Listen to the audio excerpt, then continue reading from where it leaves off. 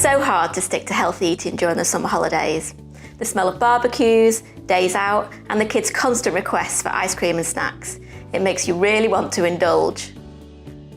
Meal prep's a great way to ensure you've got a healthy, super quick, grab-and-go lunch ready and available in the fridge. It's also really useful for a spur-of-the-moment picnic in the park.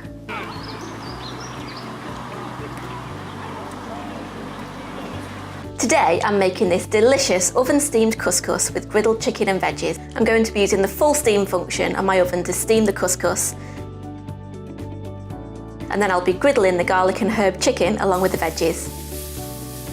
I'm a big believer in balance when it comes to food. I like to have all the naughty treats, but then balance it out with healthy, delicious meals like this one.